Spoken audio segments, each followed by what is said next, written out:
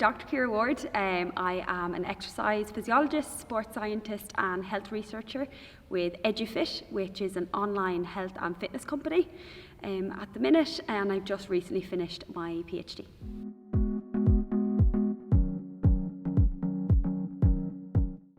Absolutely. My boss does not allow any work past normal working hours, and weekends are an absolute no-no, which is 100% right for everybody in the working world. You really need a good work-life balance for your own head, for exercise, for everything you enjoy, and I think it makes work a whole lot easier when you have that.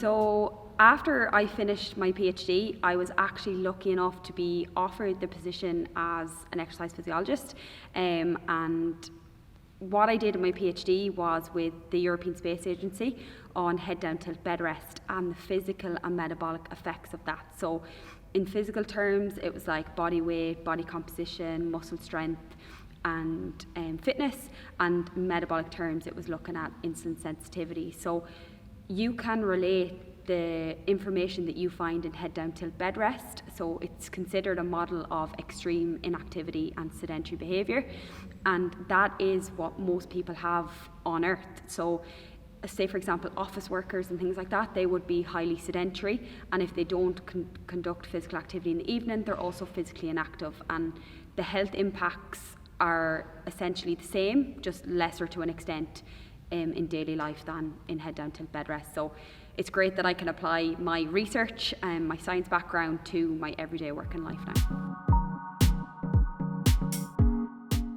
Yeah, so a typical day in my job now, so I would be part of the organisational team, so I would do a lot of organising phone calls, calendars, team calls, things like that, and also sending out emails on programs and bits and pieces, making sure that all our participants are happy and that they're getting on well. We also do some testing some days, so when I'm on site we would travel to different locations across the country, and we would do some physical tests. So we might do, for example, a sit to stand, so literally sitting on a chair and standing up, and that would measure somebody's lower body strength and endurance, and we look at like what is that if we implement exercise, then what happens to the sit to stand movement? Does their lower body strength and endurance improve?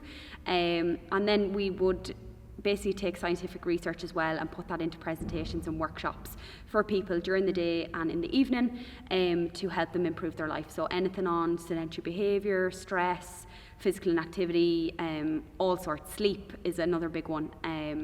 So we would do that during the day as well. Coolest part. I think working with people. I love, first of all, love our work team. We have a very small team, and it's lovely to work in. Everyone's so chatty and friendly, and we help each other out with everything. But meeting then the people on site and seeing what impact the health education and the exercise can make to their lives, and what changes they've made, and how happy they are at the end. I think that's the coolest part, the most rewarding bit.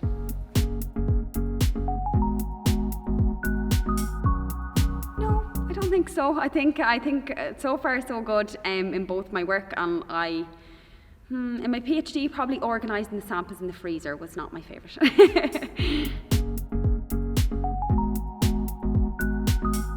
For Leaving Cert, I did English, Irish, Maths and French, and also biology, geography and accounting.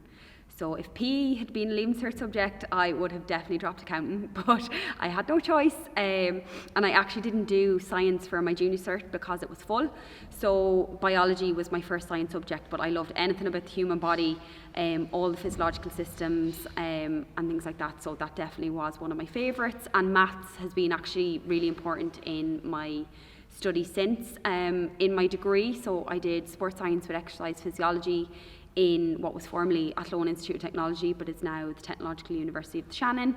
And in that we do everything, so it's quite broad at first. So you'd have your cell biology, physiology, biochemistry, biomechanics, and then you build on that then to make the applied. So you'd have physiology, a high performance athlete, clinical populations and things like that. But physiology and clinical populations were definitely, my favourite subjects, and that led into my placement then, which is also a clinical placement on a funded diabetes prevention study. So I definitely knew then I wanted to go into working with clinical populations in the future. So that led me on then to my PhD in physiology, and then now my job as a physiologist.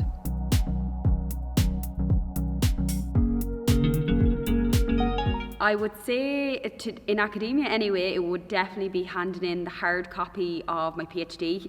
That was a day.